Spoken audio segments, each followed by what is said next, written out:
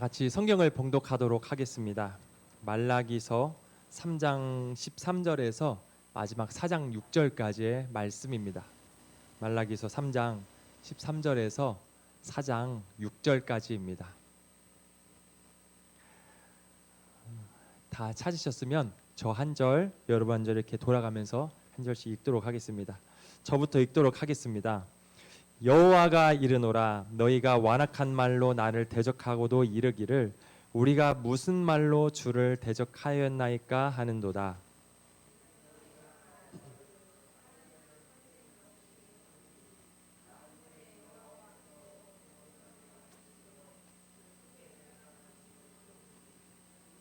지금 우리는 교만한 자가 복되다 하며 악을 행하는 자가 번성하며 하나님을 시험하는 자가 화를 면한다 하노라 함이라.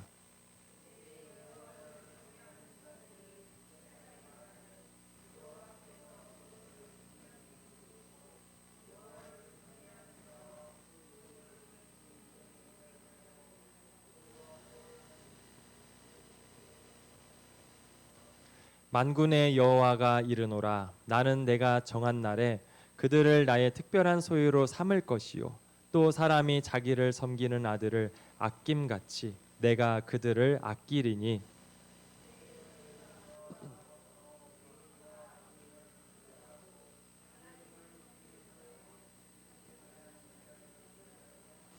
만군의 여호와가 이르노라, 보라 용광로 불같은 날이 이르리니 교만한 자와 악을 행하는 자는 다 지푸라기 같을 것이라.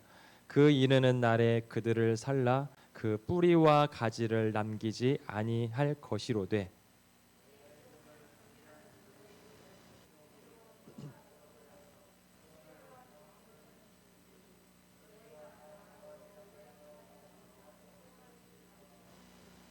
또 너희가 악인을 밟을 것이니 그들이 내가 정한 날에 너희 발바닥 밑에 재와 같으리라. 만군의 여호와의 말이니라.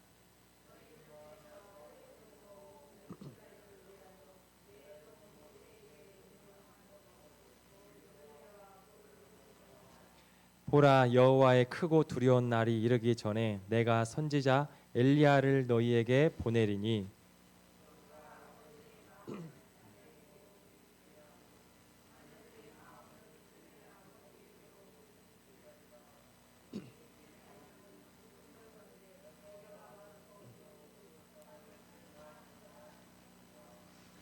아멘.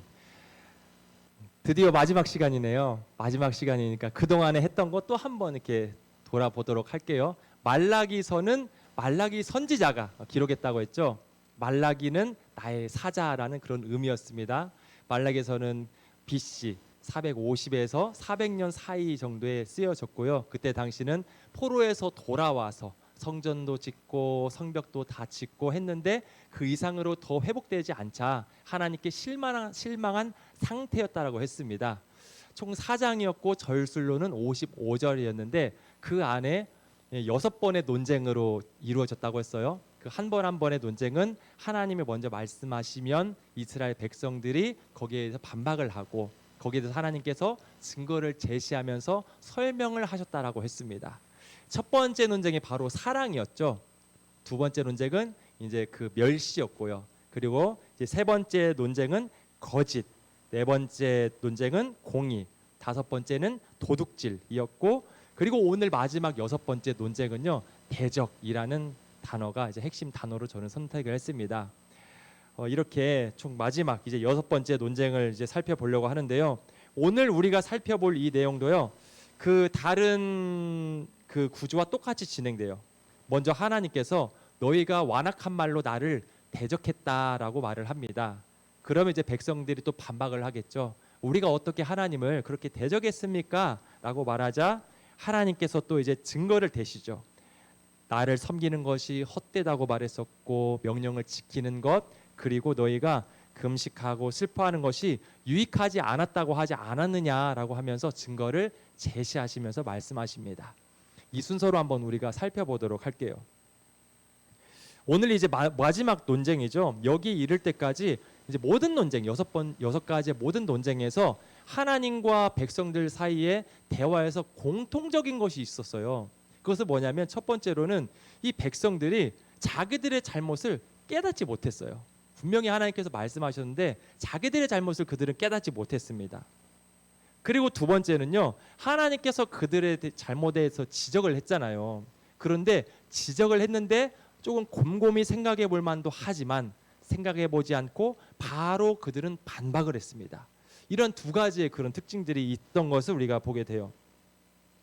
이러한 반응들은요, 과거에 그 이스라엘 백성들만의 문제가 아니라 그 이전에도 우리가 성경을 보면 많은 이스라엘의 그 역사 속에서 다 이런 반응들이 있었던 것을 우리가 보게 돼요.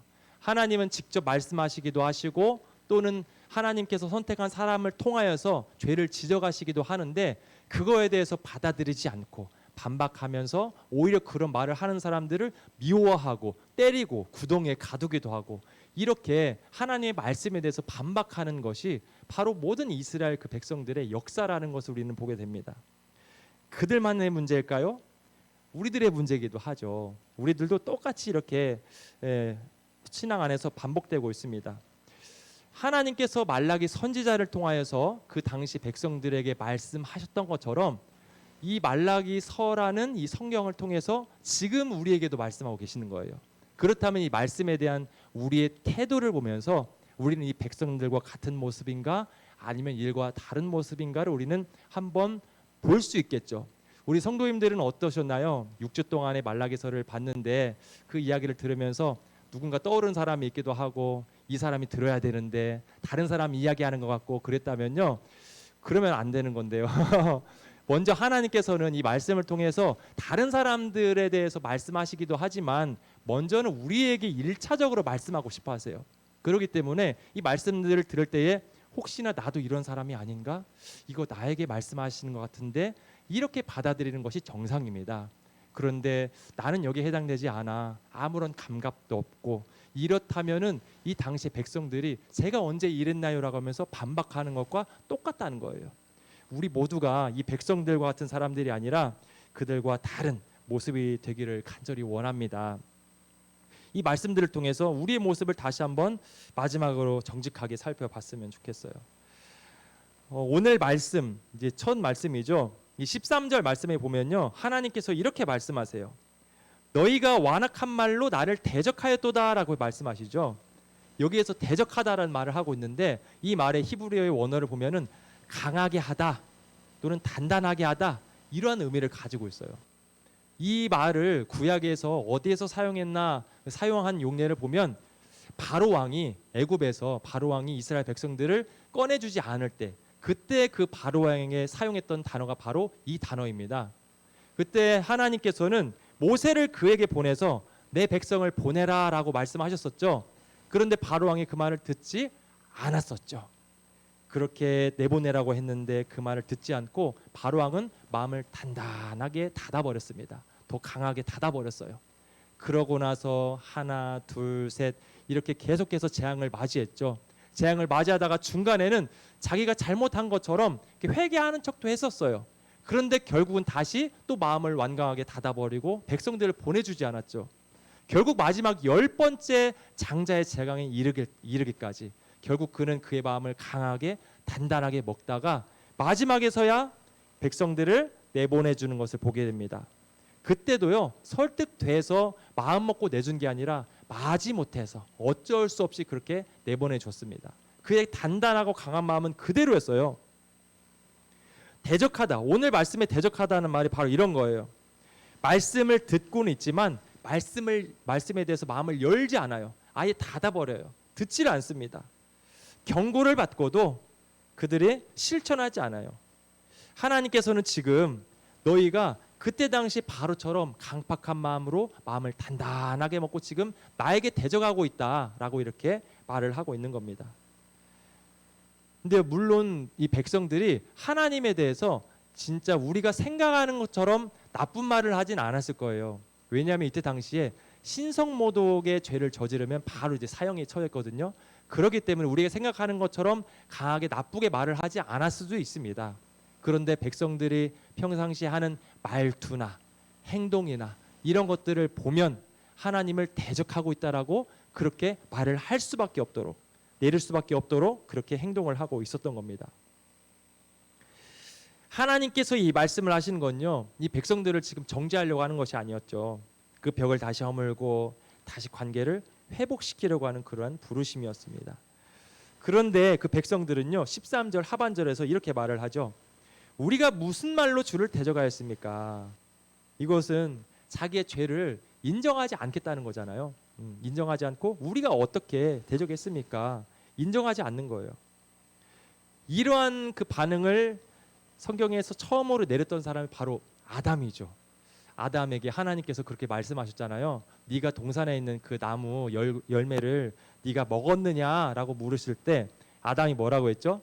하나님께서 나에게 주신 그 여자가 나에게 주어서 그것을 먹었습니다라고 이렇게 말을 했습니다. 아담은 자기의 잘못을 인정하지 않았어요. 자기에게 있는 아내에게 책임을 전가했습니다. 또 여기 보면은 하나님이 나에게 주신 여자라고 말을 해요. 그 책임을 마치 하나님께서 여자를 나에게 주셔서 그래서 먹은 것처럼 하나님 때문에 여자 때문에 이렇게 핑계를 대는 것을 보게 됩니다.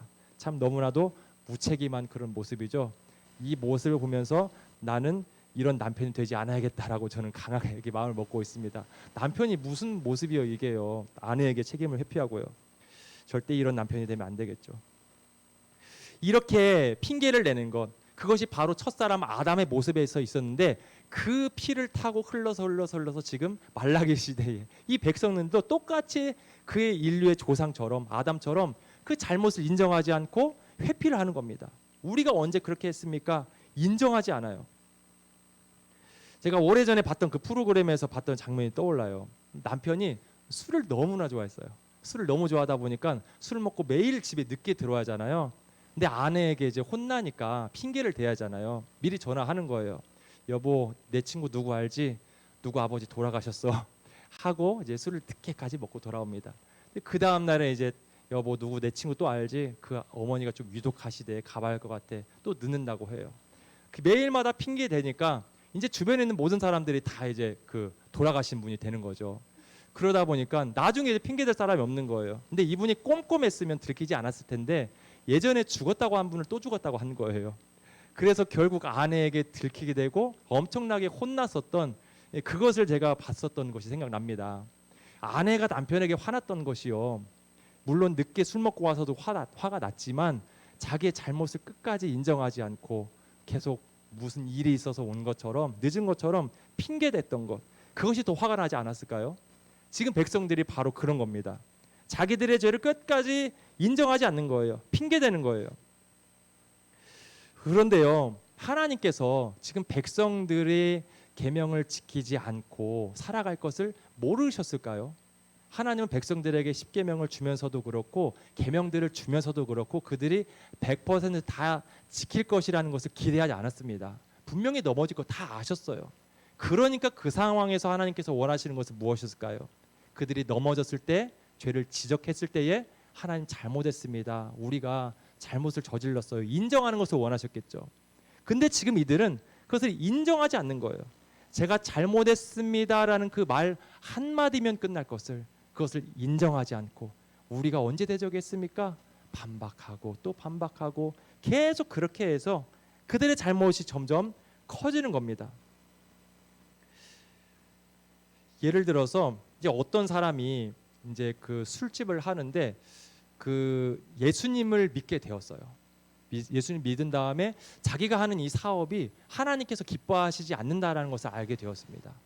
그런데 당장 그것을 때려치자니 생계가 이제 위험이 생기는 거죠. 그래서 언젠가 좀 그만둬야지 하루하루 미루다가 나중에 크게 하나님께 맞게 되는 날이 왔습니다. 그래서 그가 나중에 하나님께 와서 하나님 제가 잘못했습니다라고 하면 하나님께서 용서를 해 주실까요? 안 해 주실까요? 당연히 해 주시겠죠. 하나님은 그런 분이세요. 아무리 잘못을 했어도요. 내가 잘못했다는 것을 인정한다면 하나님께서는 자비로 그 모든 것을 인정해 주시는 분입니다. 지금 백성들도 자기들이 잘못했다는 것을 인정했다면 하나님은 분명히 용서해 줄 수 있는 자비로운 분이에요. 근데 그들은 끝까지 인정하지를 않았습니다. 백성들이 하나님의 지적 앞에서 이 잘못을 인정하지 않자 이제 하나님께서 근거를 대실 차례가 되었죠. 14절의 말씀에 이렇게 있어요. 너희가 하나님을 섬기는 것이 헛되니 만군의 여호와 앞에서 그 명령을 지키며 슬프게 행하는 것이 무엇이 유익하리요라고 하고 있습니다. 여기에서 하나님께서 세 가지를 지적하시죠. 너희가 예전에 이런 말을 했잖아라는 것을 지적하십니다. 첫 번째는요, 하나님을 섬기는 것이 헛되다라고 말했다는 거예요. 지금 말로 하자면 하나님을 믿고 살아봤자 달라진 것이 뭐가 있냐, 아무것도 없다, 섬겨봤자 아무 소용없다, 이렇게 하소연을 하는 겁니다. 섬기면 보상이 있을 거라고 생각했는데 아무런 것도 없는 거예요. 그래서 그들은 이렇게 하나님께 말을 했던 겁니다. 두 번째는요, 계명을 지킨다고 무슨 유익이 있느냐라고 했던 거예요. 자기들이 계명을 지키면 그래도 그것을 기쁘게 받아주셔서 하나님께서 무언가 보상을 줄 알았던 거예요. 근데 아무리 계명을 지켜도 아무것도 자기에게 떨어지는 게 없는 것 같은 거예요. 그래서 그들은 그렇게 원망을 했던 겁니다. 세 번째는요, 슬프게 행하는 것이 무슨 유익이 있느냐라고 했다는 겁니다. 그 백성들이 포로에서 돌아왔을 때에 그런 전통이 생겼다고 해요. 포로에 있었던 때를 생각하면서, 그리고 그들이 끌려갔던 것을 생각하면서 하나님 앞에 금식을 하고 울면서 애통하는 그런 전통이 생겼다고 합니다. 그렇게 슬퍼하면서 금식하면서 기도를 했는데 그런데도 상황이 좋아지지 않는 거예요. 이렇게 우리가 굶기도 했는데 울기도 했는데 왜 우리는 달라지는 게 하나도 없지? 우리가 슬퍼해봤자 금식해봤자 아무 소용없구나. 그들은 그래서 하나님께 이렇게 실망해서 말을 하는 겁니다. 그들의 말은 여기서 멈춘 게 아니라요, 15절에서 보면 이렇게까지 나갑니다. 교만한 자가 복되다 하며 악을 행하는 자가 번성하며 하나님을 시험하는 자가 화를 면한다라고 하고 있어요. 하나님의 법을 무시하는 사람들, 뻔히 악을 그렇게 저지르는 그 사람들, 그리고 하나님 앞에 두려움 없이 살아가는 그 사람들이 더 잘 되는 것이 보여진다는 거예요. 믿지 않는 사람들을 지금 부러워하고 있는 겁니다. 여기에서 우리가 백성들의 마음을 읽을 수가 있죠. 아, 백성들은 지금 하나님을 섬기고 있고 율법을 지키고 있고 울면서 금식하고 있는데 그 이유가 있었구나. 그냥 하는 것이 아니라 그렇게 하면서 하나님께서 나에게 보상해 줄 것을 그들은 기대하고 있었던 겁니다. 무언가를 바라고 있었어요. 그들은 하나님을 믿는다고 하면서 섬기고 계명을 지키고 슬퍼하며 금식까지 했지만 이 모든 것이 하나님을 위한 것이 아니라요, 결국은 자신을 위한 거였습니다. 그것에 대해서 하나님께서 보상해 주시기를 원했던 겁니다. 명령을 지켜도 슬프게 애통해도 자기들의 모습에 아무것도 보상이 없었어요. 그러니까 하나님의 명령을 지키는 데는 신경조차 쓰지 않는 그러한 사람들이 자기보다 잘 사니까 그들은 너무나도 배가 아팠던 거죠. 그래서 그들에 대한 부러움을 가지고 있었습니다. 말라시기 시대의 사람들은요, 하나님을 섬기는 것처럼 보였었고요, 자신들이 적어도 하나님이 받으셔야 할 만큼 하나님을 잘 섬기고 있었다라고 생각을 하고 있었어요. 그런데 사실 그들은 하나님이 아니라 자기들을 섬기고 있었던 겁니다. 하나님이 자신들에게 똑같이 해주지 않으니까 그래서 화를 냈던 겁니다. 우리들의 모습도 이렇진 않은지 우리가 한번 생각해 봐야 할 것 같아요. 우리 안에서 그런 모습이 있을 수 있습니다. 누구는 예배를 빠져도 잘 사는 것 같아요. 누구는 기도를 하지 않아도 너무나도 잘 나가는 것 같아요. 누구는 하나님의 뜻과 상관없이 살아도 복을 잘 누린 것 같습니다. 반면에 나는 새벽 예배도 나오고 이렇게 수요 성경 공부도 나오고 금요일도 나오고 주일 오전 오후까지 다 나오는데 하나도 빠짐없는데 내 자식들은 잘 안 풀리는데 새벽 예배도 안 나오는 누구의 자식들은 다 잘 나가고 대기업에 다 들어가고, 이러한 것들을 보면 성도들은 어떤가요? 배가 아프신가요? 안 아프신가요? 저는 아프더라고요. 너무 아프더라고요. 성도님들은 그러신지 안 그러신지 모르겠는데 저는 그랬습니다. 근데 사실 뭐 우리 다 비슷비슷하지 않을까요? 예, 나는 이만큼 했는데 나만큼 하나님 잘 안 섬기는 사람들 보면은, 잘 되는 사람 보면은 좀 배가 아프고 좀 부럽고 그런 모습이 있습니다. 그럴 때 우리 안에 그런 속삭임이 들려오죠. 정말 하나님을 섬기는데 의미가 있는 것일까? 내가 정말 이렇게 하는데 이렇게 살아서 앞으로 나아지는 게 뭐가 있을까? 이런 의문들이 우리 안에서 들게 됩니다. 저도 아주 오래전 이야기예요. 이제 고향 친구들을 오래전에 20대 때 만났던 이야기인데요. 그 친구들은 예수님 믿지 않습니다. 셋이서 이렇게 만났습니다. 전주에서 만났는데 한 친구는 아파트 앞에서 과일 장사를 하는 친구였어요. 지난번에 얘기했었죠. 닭 이렇게 때렸던 그 성실한 친구. 그 친구가 아파트 앞에서 과일 장사를 하고 있는데 매달마다 수백만 원씩 버는 거예요. 정말 돈을 많이 벌더라고요. 그리고 한 친구는 이제 보험 일을 했습니다. 보험 일을 해서 나름 잘 나가고 있었어요. 근데 저는 그때 한 달에 한 3, 40만 원 정도 이렇게 받고 이렇게 사역을 했던 때였습니다. 셋이서 만났어요. 만났는데 다들 이렇게 잘 나가는 얘기를 하니까 너무 부러운 거예요. 근데 보험 일을 하는 친구가 있으니까 이 과일 장수하는 친구가 그 친구에게 보험을 여러 개를 들었던 거예요. 그것도 비싼 걸로 이렇게 여러 개를 들어가지고 그 친구도 저에게 말하더라고요. 너 보험 있냐 그러더라고요. 그래서 다행히 제가 보험이 하나도 없었는데 하나는 그래 실비는 들어야 된다 해서 그때 52,000원짜리 LIG 하나 들었었거든요. 그래서 나 보험 충분히 들고 있으니까 괜찮다라고 하면서 그 자리를 벗어났던 적이 있습니다. 그때 나오는데 너무 마음이 쓸쓸하더라고요.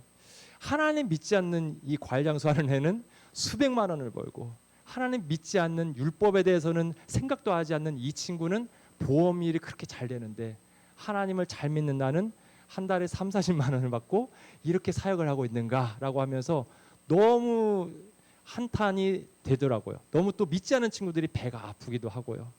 이런 경험들 다 있으시죠? 저도 그랬습니다. 믿지 않는 친구들이 오히려 그렇게 부러웠던 거예요. 오늘 말씀에 나오는 그 백성들이죠. 백성들처럼 저도 그랬던 겁니다. 그러고 보니까 저도 하나님을 그냥 순수하게 믿는다라고 생각했는데 뭔가 보상을 바랬던 것 같아요. 내가 이렇게 믿었는데 저는 왜 그들만큼 안 됩니까? 라고 하면서 배가 아픈 걸 보니까 저도 무언가 보상을 바랬었던 그런 모습이었던 것 같습니다.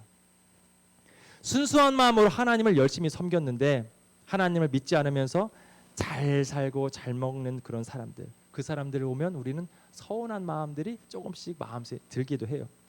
하나님의 계명을 우리는 하나도 놓치지 않고 지키려고 하잖아요. 그러다가 하나씩 못 지키면 하나님 저 어떡해요? 잘못했어요. 그렇게 찔리면서 살아가는데 하나님 계명 따위는 신경 쓰지도 않는 사람들은 너무나도 잘 나가는 것 같아요. 그런 것을 보면은 우리가 계명 하나하나 지켜가는 것이 너무나도 의미 없어 보이기도 합니다. 금식을 하면서 애통하면서 기도드리지만 나아지지 않는 그런 현실들 보면 아무런 우리에게 그런 신앙생활이 유익이 없어 보이는 것 같기도 해요. 그런데 우리가 한번 생각해 봤으면 좋겠어요. 하나님을 섬기는데 우리가 그렇게 보상받는 것이 그렇게 중요한 일인가라는 것을 우리가 본질적인 것을 생각해 봤으면 좋겠습니다. 우리가 그렇다면 하나님을 왜 섬기고 있을까요? 왜 계명을 지키고 있고 왜 우리는 기도를 하고 있을까요? 그 왜에 대한 질문을 우리가 가져야 할 것 같습니다. 우리는 보상을 바라면서 섬기는 게 아니죠.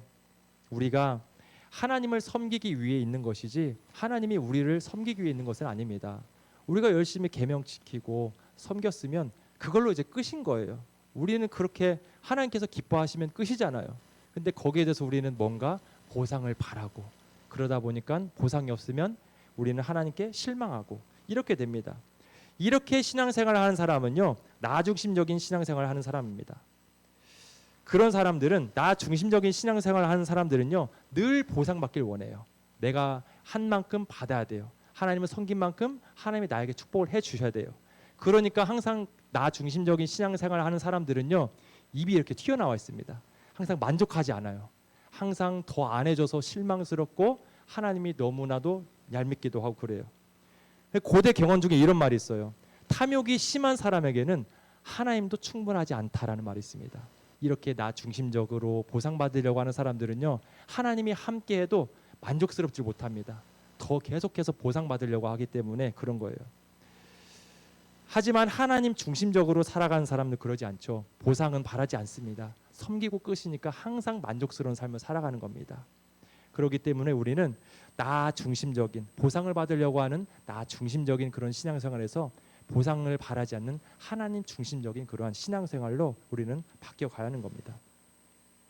말라기서에서요, 이제 처음으로 하나님의 말씀에 대해서 긍정적으로 반응하는 사람들이요, 16절에 나옵니다. 16절에 보면 그들을 여호와를 경외하는 자들이라고 말을 하고 있어요. 이들은 하나님을 공경하고 하나님을 경외하는 그런 사람들입니다.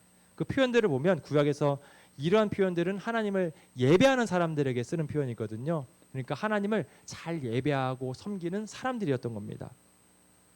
이들이 무슨 대화를 나누는지 모르겠어요. 언급되지 않았어요. 그런데 그들의 하는 대화를 하나님께서 분명히 들으셨다라는 말은 기록되어 있죠. 하나님께서 들으셨습니다. 우리 눈에는요, 사람들이 얘기를 하면 그 두 사람이 얘기하는 것 같잖아요.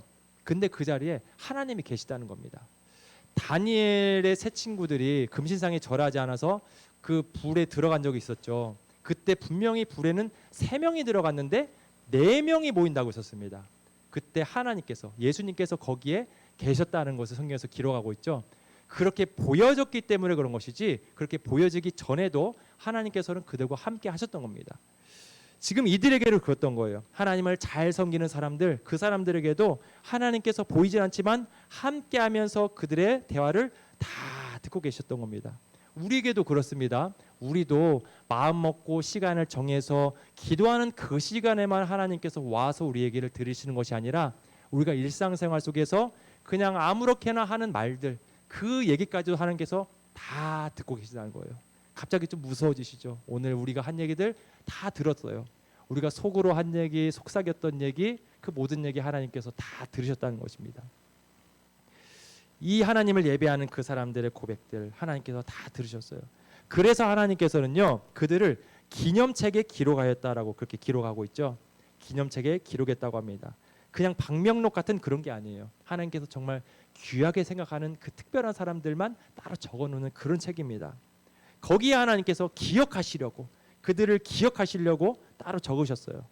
그리고 그들을 특별한 소유로 삼으시고 아끼시겠다라고 17절에 보면 나와 있죠. 마치 비밀금고 안에 보물처럼 특별한 소유로 그들을 삼으신다고 해요. 열쇠 없이는 꺼낼 수 없는 그 아주 비밀스러운 상자 안에 보물을 넣고 잠궈서 그 보호하듯이 하나님께서는 그들을 너무나도 소중히 여기셔서 아무도 건드리지 못하도록 아껴주시겠다라고 말씀하십니다. 하나님을 그렇게 완악한 말로 대적하는 사람들이 있는 반면 성경에 보면 그때라고 하고 있죠. 똑같은 시대입니다. 그때에 하나님을 경외하는 소수의 사람들이 있었어요.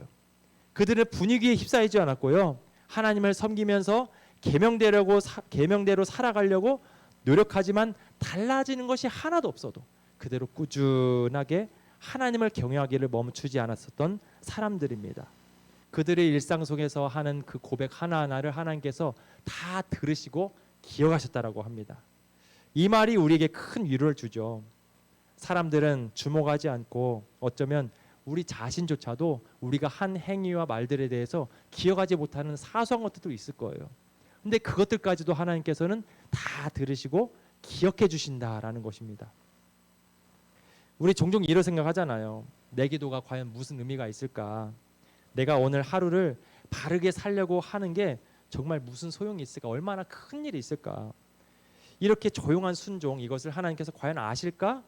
아무도 칭찬하지 않는 그런 것들, 그럴 때 우리 신앙생활에 대해서 허무하게 느껴질 그럴 때가 있습니다. 그때 하나님은 오늘의 말씀을 통해서 우리에게 말씀하시는 거예요. 나는 다 알고 있다. 나는 다 듣고 있다. 나는 너의 그 마음을 기뻐하고 있어. 너를 생명책에 기록했어 라고 우리에게 말씀하고 계십니다. 하나님께서 우리에게 나타나는 큰 일에만 주목하시는 게 아니에요. 사소한 작은 것 하나하나 우리가 하나님을 일상생활 속에서 경건하게 살려고 힘쓰고 애를 쓰고 하나님의 뜻에 맞게 살아가려고 애쓰는 작은 것 하나하나까지도 하나님께서는 다 보고 계시고 다 기억해 주십니다. 사람들이 모이지 않는 그 새벽 기도의 자리, 아무도 보지 않는 직장 안에서의 그 정직하게 살아가려고 하는 그 애쓰는 모습들, 그 인내 시간들, 그 모든 것들 하나님께서 다 기억하고 계신다는 거예요. 마치 아이가 첫걸음을 뗐을 때 그 순간을 잊지 못하는 것처럼 우리가 사소하게 사는 그 모습들 하나하나를 하나님께서 다 기억하고 계신다는 겁니다. 그렇기 때문에 우리의 신앙생활이 그렇게 화려하지는 않지만 작게 하나님께 매일마다 정직하고 순종하면서 일관된 믿음을 가지고 살아가는 모습으로 살아간다면 하나님께서 이렇게 우리를 기억해 주시고 특별한 소유로 삼아 주신다는 것을 알고 낙심하지 마시기를 바랍니다. 이제 4장 1절에서 3절에 보면요, 하나님을 대적하는 자들과 하나님을 경외하는 자들, 그들의 결과를 분명히 나타나고 있어요. 먼저 하나님을 대적하는 자들은 용광로의 불에 떨어진 그 지푸라기처럼 완전히 사라질 거라고 합니다. 회복이 아예 되지 않을 그런 심판의 자리에 떨어진다는 거죠. 반면에 하나님의 이름을 경외하는 사람들은 다른 길이 열렸어요. 2절에 보면 공의로운 해가 떠올라서라고 하고 있죠.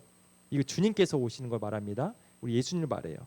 예수님께서 나중에 오셨을 때에 말씀에 보면 치료하는 광선을 비춰주리니라고 하고 있습니다.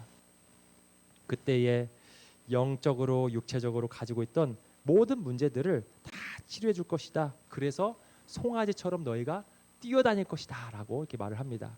송아지 뛰어다니는 장면 저는 좀 많이 봤었어요. 예. 소 이제 그 소막을 치우면은 소 어미들은 목이 묶여 있는데 그 송아지 작은 애들은 묶지 않거든요. 그래서 한 번씩 그 외양간을 뛰쳐 나갑니다. 여기저기를 막 뛰어다녀요. 뛰어다니는데 정말 힘차게 뛰어다닙니다. 그 송아지처럼 우리가 뛰어다니게 될 것이다라고 그렇게 말을 하고 있습니다. 물론 예수님께서 이 땅에 오셔서 우리가 죄의 사슬에서 벗어나서 지금도 이미 자유로운 송아지처럼 뛰어다니는 그런 마음을 가지고 있긴 합니다. 근데 이때는요 마지막 때거든요. 예수님께서 다시 오셨을 때 그때는 우리의 심령뿐만이 아니라 우리 육체까지도 모든 것이 완전하게 회복되어서 진짜 송아지가 날뛰듯이 그렇게 기쁘게 뛰어다니게 되는 날이 올 것이다 라고 이 말을 해주는 겁니다. 그날이 우리에게 참된 소망이 되는 것이죠. 이날 우리가 소망을 가졌으면 좋겠습니다. 연세가 이제 지긋하시고 하시면은 이제 무릎도 수술하신 분들도 많고 허리도 수술하시고 몸도 많이 약해지신 분들 있잖아요. 근데 그런 육체가 다 회복되어서 송아지처럼 뛰어다닐 날이 올 거예요. 그날 우리가 기억했으면 좋겠어요. 근데 마지막이 이제 4절에서 6절이 마지막 절인데요. 여기는 이제 여섯 번째 논쟁을 마치고 나서 그 결론 자리입니다. 결론 자리인데 여기에서 하나님께서는 하나님의 율법과 법도를 기억하라고 말씀하시면서 엘리야가 올 텐데 그가 오면 회개하고 돌아오라고 합니다. 그러면서 마지막 6절 말씀이죠. 마지막 6절에서는 내가 너희를 칠까 하노라라고 말씀을 하시면서 마칩니다. 그 땅을 칠까 하노라 하시니라라고 하고 있죠. 참 해피엔딩으로 기쁘게 마쳤으면 좋겠는데 조금 어둡게 맞춰지죠. 이거는 말라기서의 마지막이기도 하지만 구약 성경의 마지막이기도 합니다. 마지막에 좀 기쁘게 마쳤으면 좋겠는데 내가 너희를 칠까 하노라. 치지 않도록 너희는 기회가 있을 때에 회개하고 돌아와라라고 이렇게 경고의 말씀을 주시는 것이죠. 이 마지막 그 구약의 경고의 말씀이 우리에게 마음에 새겨져서 늘 그렇게 주님 오심을 준비하며 경각심을 가지고 살아가는 우리 모두가 되었으면 좋겠습니다. 마지막 이야기 하나 하고 마치도록 할게요. 사람들이요 이제 무려 15년 동안이나 가둬놓고 강제 노동을 시켰었던 그 사회복지 단체가 있었습니다. 오래전에 뉴스에 나왔었어요. 그 사람들이요 나중에 풀려나서 그런 말을 했다고 해요. 차라리 감옥이 훨씬 낫습니다. 왜냐하면 감옥은 출소하는 날이 있는데 거기에서 갇혀서 일하는 사람들은 언제 밖으로 나가게 될지를 모르니까 차라리 감옥이 더 낫다라는 걸 말했어요. 그렇게 햇빛조차 없는 곳에서 소망도 없는 그런 곳에서 갇혀서 두들겨 맞으면서 일을 했었던 사람들이었는데 한 사람의 고발로 그것이 밖으로 이게 나오게 되었고 그래서 그곳에 있는 사람들이 다 밖으로 이제 풀려나게 됐습니다. 이제 인생의 햇살이 펼쳐진 거죠. 근데 그 사람들이 이런 말을 나중에 하더라고요. 우리의 병든 몸은 이제 치료받을 수 있겠지만 그동안에 그곳에 갇혀 있어서 병들었었던 마음은 우리가 치료받지 못할 것 같습니다. 평생 살아있는 동안에 그 상처를 안고 살아갈 거라고 말을 하는 거죠. 근데 오늘 말씀에서 치료의 광선이 우리에게 비춰질 것이라고 했는데 그 치료의 광선이 비춰질 때는 이때와는 비교할 수 없는 때입니다. 우리의 육신과 영혼 모든 것들이 완전히 회복되어서 기쁨밖에 없고 송아지가 기뻐 날뛰는 것처럼 우리의 마음과 몸이 다 날뛰는 최고의 상태를 우리는 주님을 맞이하고 주님과 영원토록 살게 될 것입니다. 그날을 우리가 소망을 품으면서 살아가는 저와 모든 성도들 되시기를 주님의 이름으로 축원합니다.